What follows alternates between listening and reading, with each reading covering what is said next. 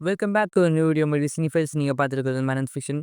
2024ஓட one of the best மூவியான the substance. அந்த movie வந்து பார்த்தீங்கன்னா எல்லா சைட்லேருந்து பாசிட்டிவ் ரிவ்யூஸாக வாங்கி குமிச்சுக்கிட்டு இருக்கு. ஸோ இந்த மூவி ஆஸ்கர் அடிக்கும் வாய்ப்பு இருக்குன்னு சொல்கிறாங்க.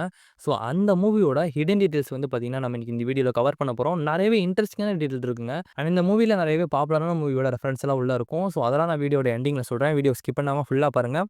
அதுக்கு முன்னாடி நம்ம சேனல் சப்ஸ்கிரைப் பண்ணாமல் பார்த்தீங்கன்னா சப்ஸ்கிரைப் பண்ணுங்கள். ஓகே, நம்ம வாங்க வீடியோக்குள்ளே போயிடலாம். இந்த மூவியோட ஸ்டார்ட்டிங் ஷாட்லேயே நம்ம எலிசபெத்தோட கேரக்டர் ஃபுல்லாகவே பார்த்தீங்கன்னா எக்ஸ்பிளைன் பண்ணியிருப்பாங்க. எங்கன்னு பார்த்தீங்கன்னா ஹால்வே ஒன்று காட்டுவாங்க. அதில் ஸ்டார் சிம்பிள் வரைஞ்சிருக்கும்.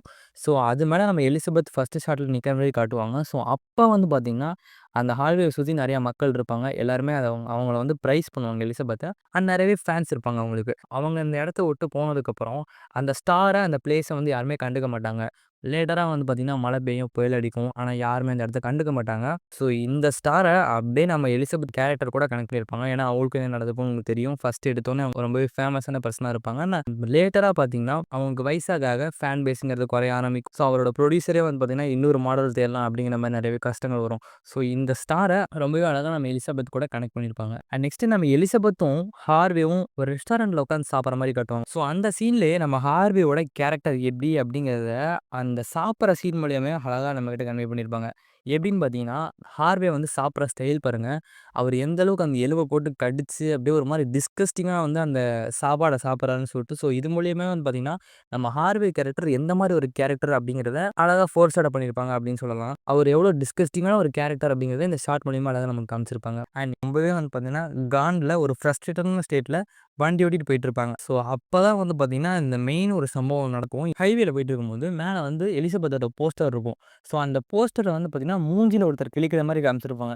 ஸோ இத பார்த்தோனே நம்ம எலிசபெத் கான்சன்ட்ரேஷன் எல்லாம் போயி ரொம்பவே வந்து பார்த்தீங்கன்னா, கோவமாயிருவாங்க. ஸோ அப்பதான் இவங்களுக்கு ஆக்சிடென்ட் நடக்கிற மாரி நடந்திருக்கும். ஸோ இதுதான் வந்து பார்த்தீங்கன்னா, ஒரு மெயின் ரீசனே. இந்த போஸ்டர கிழிச்சதுனால தான் அத பார்த்து தடுமாறி ஆக்சிடென்ட் ஒண்ணு அப்படிங்கிறது நடக்கும். அண்ட் இந்த ஆக்சிடென்ட் நடந்தனால தான் அவங்க இன்னமும் ரொம்பவே வந்து பார்த்தீங்கன்னா, ஃப்ரஸ்ட்ரேட் ஆவாங்க. அந்த ஆக்சிடென்ட் ஆன அடுத்த ஷாட்ல ஹாஸ்பிட்டல்ல எலிசபெத் இருக்க மாரி காட்டுவாங்க. டாக்டர் நீங்க இப்ப ஃபைனா தான் இருக்கீங்க அப்படின்னு சொல்லிட்டு டாக்டர் வெளிய கிளம்பிருவாரு. ஸோ அவர் கூட இருந்த நர்ஸ் தான் வந்து பார்த்தீங்கன்னா, நம்ம எலிசபெத்தோட ஸ்பைனல வந்து நோட் பண்ணுவாரு. நோட் பண்ணிட்டு அவரு தான் வந்து பார்த்தீங்கன்னா, இந்த சப்ஸ்டன்ஸ நம்ம எலிசபெத்துக்கு இன்ட்ரோடியூஸ் பண்ணுவாரு. அண்ட் லேட்டரா தான் நமக்கு தெரிய வரும். அவரே வந்து சப்ஸ்டன்ஸ் யூஸ் பண்ணி யங்கா தான் இருக்காங்க அப்படின்னு சொல்லிட்டு. பட் இவர் ஏன் ஃபர்ஸ்ட்டு ஸ்பைனல் கார்ட நோட் பண்ணாரு எலிசபெத்துக்கு அப்படின்னு நோட் பண்ணியிருக்கீங்களா? ஏன்னா சப்ஸ்டன்ஸ் ஒருத்தவங்க யூஸ் பண்ணதுக்கப்புறம் அவங்களுக்குள்ள கிரியேட் ஆகுற இன்னொரு கேரக்டர் வந்து அந்த முதுகுத்தண்டு வழியா தானே வெளிய வர முடியும். ஸோ அதனால தான் இவளோட முதுகுத்தண்டு இவளுக்கு ஏத்த மாரி இருக்கா?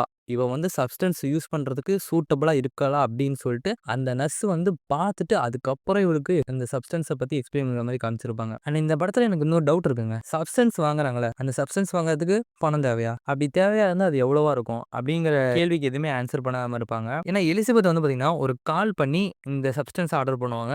அந்த சப்ஸ்டன்ஸ் வந்து பார்த்தீங்கன்னா, ஒரு லாக்கருக்குள்ள அடைச்சு வச்சிருப்பாங்க. ஸோ இவங்க தான் போய் அந்த சப்ஸ்டன்ஸ எடுத்து யூஸ் பண்ற மாரி காமிச்சிருப்பாங்க.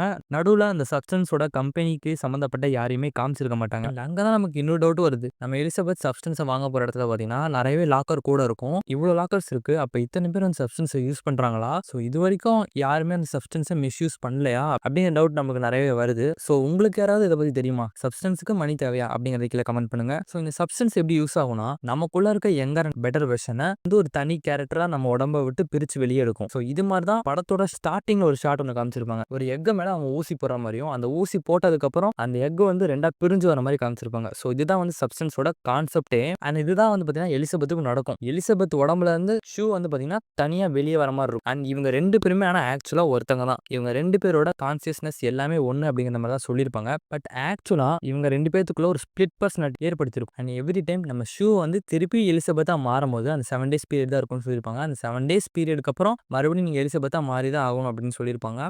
ஸோ இவங்க எப்பலாம் ஷூலேருந்து எலிசபெத்தா மாறுறாங்களோ, அப்ப வந்து பார்த்தீங்கன்னா, அவங்களுக்கு இன்னமும் வந்து ஃப்ரஸ்ட்ரேட் ஆகும்னு சொல்லலாம். ஃபார் எக்ஸாம்பிள் நீங்க யோசிச்சு பாருங்க. அவங்க வந்து ஷூவா மாறுறாங்க. ஸோ அப்ப வந்து அவங்களுக்கு வந்து நெறையவே ஃபேம் கிடைக்குது. அண்ட் நெறையவே பாப்புலர் கிடைக்குது. அண்ட் எல்லாருமே அவங்கள நோட்டீஸ் பண்றாங்க. அவங்களுக்கு ஒரு ஃபேன்ஸ் கிரியேட் ஆகுறாங்க அப்படிங்கும்போது, திரும்பவும் ஒரு 7 நாள் வந்து எலிசபெத்தா வாழணும். அந்த வயசான உடம்புல வாழணும். ஒரு யங்கான உடம்புல இருந்துட்டு திரும்பி வயசான உடம்புக்கு மாறணும். அந்த 7 நாள் அப்படிங்கும்போது, அவங்களுக்கு இன்னமும் ஃப்ரஸ்ட்ரேட் ஆகும். இந்த சப்ஸ்டன்ஸ்ங்கிற கான்செப்ட்ட ஒரு எக்க வச்சு எக்ஸ்பிளைன் பண்ணிருப்பாங்கன்னு சொன்னேன் பார்த்தீங்களா? அந்த எக்கோட கலர் நோட் பண்ணுங்க. எல்லோ கலர்ல இருக்கு. அப்படியே இந்த சப்ஸ்டன்ஸோட சிம்பிள் கலரை நோட் பண்ணுங்க. அதுவும் எல்லோ கலர் தான் இருக்கும். அது எப்படி இருக்கும்னு பாருங்க. ஒரு சர்க்கிளை 2ஆ வெட்டி ஒண்ணுக்கு அப்புறம் ஒண்ணு வச்ச மாரி இருக்கும். ஸோ இப்படி தான் ஆக்சுவலா அந்த சப்ஸ்டன்ஸோட சிம்பிள் இருக்கும். அண்ட் இதே எல்லோ கலர் நம்ம எலிசபெத்தோட கோட் கலர்லையும் பார்க்கலாம். நம்ம எலிசபெத் யூஸ் பண்ற அந்த கோட்டோட கலர் பாருங்க எல்லோ கலர். ஸோ இது மூலியமா நம்ம எலிசபெத்தையும் சப்ஸ்டன்ஸையும் கனெக்ட் பண்றாங்க. அண்ட் சப்ஸ்டன்ஸோட கலரை நோட் பண்ணீங்களா? அது வந்து ஒரு கிரீன் கலர்ல இருக்கு. ஏன் கிரீன் கலர்ல குடுத்தாங்கன்னு யோசிச்சிருக்கீங்களா? ஏன்னா கிரீன்ங்கிற ஒரு கலரே வந்து பார்த்தீங்கன்னா, டாக்ஸிக்னஸை வெளிப்படுத்துற மாரியான கலர் தான். இந்த சப்ஸ்டன்ஸை யூஸ் பண்றது டாக்ஸிக் அப்படிங்கிறத வெளிப்படுத்துற விதமா கிரீன் கலரை வந்து பார்த்தீங்கன்னா, அந்த சப்ஸ்டன்ஸ் குடுத்துருப்பாங்க. அண்ட் இந்த படத்துல எனக்கு புடிச்ச ஒரு இன்ட்ரெஸ்டிங்கான டீட்டெயில் இருக்குங்க. என்னன்னு பார்த்தீங்கன்னா, நம்ம எலிசபெத்தோட ரூம்ல வந்து பார்த்தீங்கன்னா, எலிசபெத்தோட ஒரு பெரிய ஃபோட்டோ ஒண்ணு மாட்டியிருப்பாங்க.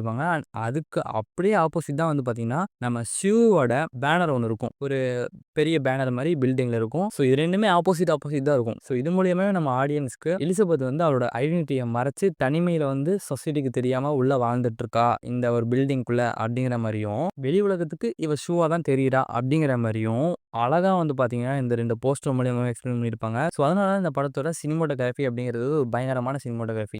சப்ஸ்டன்ஸ் அவங்க யூஸ் பண்ணதுக்கப்புறம், அவங்களோட பாத்ரூம்லயே வந்து பார்த்தீங்கன்னா, ஒரு தனி ரூமே கிரியேட் பண்ணியிருப்பாங்க. ஸோ இது வந்து தனியாலாம் எப்படி இவங்களால பண்ண முடிஞ்சது அப்படிங்கிற ஒரு டவுட் இருக்குல்ல. ஸோ இந்த இடத்துல தான் சப்ஸ்டன்ஸ் ஆன்சர் பண்ணுது. அந்த சப்ஸ்டன்ஸை யூஸ் பண்ணோனே இவங்களுக்கு வந்து ஒரு கைண்ட் ஆஃப் பவர் கிடைச்சிருக்கும்னு நெனைக்கிறேன். ஸோ இது மூலியமா தான் அவங்க தனியாலே வந்து பார்த்தீங்கன்னா, அவ்வளோ பெரிய ரூம வந்து கிரியேட் பண்ற மாரி காமிச்சிருக்காங்களோ என்னமோ! நம்ம எலிசபெத் கூட ஷூ சண்ட போடும்போது, ஷூ வந்து எட்டி உதைச்சோனே நம்ம எலிசபெத் பறந்து போய் ஒரு மாரி காமிச்சிருப்பாங்க. ஸோ இவ்ளோ ஸ்ட்ரென்த் இவங்களுக்கு எங்கேருந்து வந்துச்சு? இதுக்கு ஒரே ஆன்சர் அந்த சப்ஸ்டன்ஸ் தான். அந்த சப்ஸ்டன்ஸ் யூஸ் பண்றனால தான் இவங்களுக்கு வந்து இவ்வளோ பவர் இருக்கு அப்படின்னு நெனைக்கிறேன். அண்ட் இந்த படத்தோட எண்டிங்ல ஒரு பயங்கரமான ஒரு ஷாட் இருக்கும். அதான் பார்த்தீங்கன்னா, ஷூ அந்த சப்ஸ்டன்ஸ் யூஸ் பண்ணதுக்கப்புறம், ஷூவோட உடம்புல இருந்து இன்னொரு உடம்பு வந்து வெளிய வரும். இந்த உடம்பு தான் அதோட பேர் என்ன வச்சிருக்காங்க பார்த்தீங்கன்னா, எலிஷூன்னு வச்சிருக்காங்க. எலிசபெத் ஷூ இது 2மே சேர்த்து எலிஷூன்னு வச்சிருக்காங்க. ஆனா அந்த எலிஷூங்கிற கேரக்டர் எவ்வளோ ஒரு பயங்கரமான கேரக்டர்ன்னு சொல்லி படம் பார்த்தவங்களுக்கு தெரிஞ்சிருக்கும். இந்த மூவில நெறையவே பாப்புலரான மூவிஸோட ரெஃபரன்ஸ் இருக்குன்னு சொன்னேன் பார்த்தீங்களா? ஸோ அதெல்லாம் என்னன்னு சொல்லி லைனா பிரேக் டவுன் பண்ணிருவோம். நம்ம ஹார்வியோட புரொடக்ஷன் ஆஃபீஸ்ல அந்த ஹார்வி ஒண்ணு காட்டுவாங்க பார்த்தீங்களா? அந்த ஹால்வே அப்படியே வந்து பார்த்தீங்கன்னா, ஷைனிங் மூவியோட ரெஃபரன்ஸா தான் இருக்கும். ஸோ ஷைனிங்ல இதே மாரி ஒரு ஹால்வே இருக்கும். இதே மாரி ஒரு ஹால்வே சீன் இருக்கும். ஸோ இது அந்த மூவிக்கான ஒரு அழகான ரெஃபரன்ஸ். அண்ட் அடுத்து பார்த்தீங்கன்னா, த சைக்கோ மூவி இருக்குல்ல 1969ல வந்த மூவி. ஸோ அதுல அந்த பொண்ணு வந்து பார்த்தீங்கன்னா, அப்படியே அந்த செவுத்து மேல கை வச்சு அப்படியே கீழ விழுகுற மாரியும், அந்த பொண்ணோட கண்ணுக்கு ஒரு ஜூம் ஷாட் போற மாரி காமிச்சிருப்பாங்க. ஸோ அப்படியே தான் வந்து பார்த்தீங்கன்னா, அதே தான் அந்த சப்ஸ்டன்ஸ்ல நான் எலிசபெத் ஃபர்ஸ்ட் டைம் அந்த சப்ஸ்டன்ஸ் யூஸ் பண்ணும்போதும் இதே மாரி ஒரு ஷாட் இருக்கும். ஸோ இது அந்த மூவிக்கான ஒரு ரெஃபரன்ஸ். அண்ட் அடுத்து பார்த்தீங்கன்னா, லாஸ்ட் ஹைவே அப்படிங்கிற மூவி 1997ல அந்த மூவி ரிலீஸ் ஆச்சு. அண்ட் அந்த மூவில ஒரு ஷாட் ஒண்ணு இருக்கும். அதாவது ஃபோன் பேசுற மாரி ஒரு ஷாட். ஸோ அதுவும் பார்த்தீங்கன்னா, எக்ஸாக்ட்டா த சப்ஸ்டன்ஸ் மூவில அதே மாரி ஒரு ஷாட் வரும். ஸோ இது அந்த மூவிக்கான ஒரு அழகான ரெஃபரன்ஸ். அண்ட் அடுத்து பார்த்தீங்கன்னா, அண்ட் அதே ஷைனிங் மூவில ஒரு பாத்ரூம் ஷாட் ஒண்ணு இருக்கும். அந்த பாத்ரூமோட கலரு, அந்த கேமரா ஆங்கிள் அப்படிங்கிற எல்லாமே நோட் பண்ணி பாருங்க. ஸோ இதே மாரி தான் சப்ஸ்டன்ஸ் மூவில ஃபர்ஸ்ட் டைம் நம்ம எலிசபெத் பாத்ரூம்குள்ள போம்போதும் அந்த பாத்ரூமோட கலர் ஷாட்ன்னு சொல்லி சேமா இருக்கும். அந்த ஷைனிங் மூவியோட ஒரு ஷாட்ல வந்து பார்த்தீங்கன்னா, அப்படியே அந்த ஹால்வேல ரத்தம் அப்படியே தெறிச்சுக்கிட்டு வெளிய வர மாரி இருக்கும். ஸோ இதே மாரி ஒரு ஷாட் வந்து பார்த்தீங்கன்னா, இந்த சப்ஸ்டன்ஸ் மூவில இருக்கும். இதுல வந்து ரத்தம் தெறிச்சுட்டுலாம் வராதுங்க. பட் அப்படியே அந்த ஹால்வே ஃபுல்லா ரத்தம் அப்படியே தெறிச்சு அங்க இங்கன்னு சொல்லி ஸ்ப்ரெட் ஆயிருக்க மாரி காட்டுவாங்க. அதனால தான் இந்த மூவியோட ஹிடன் டீடைல்ஸ். ஸோ நீங்க ஏதாவது இன்ட்ரெஸ்டிங்கான டீடைல் இந்த படம் பார்க்கும்போது கண்டுபிடிச்சீங்களா? கண்டுபிடிச்சீங்கன்னா, அத கீழ கமெண்ட் பாக்ஸ்ல கமெண்ட் பண்ணுங்க. நான் தெரிஞ்சுக்கிறேன். அண்ட் இதே மாரி வேற ஏதாவது மூவிக்கு ஹிடன் டீடைல்ஸ் வேணும்னா, அதையும் கீழ கமெண்ட் பாக்ஸ்ல கமெண்ட் பண்ணுங்க. நான் இன்னொரு பயங்கரமான மூவியோட உங்கள சந்திக்கிறேன். பாய் பாய். Afternoon, good evening, and good night.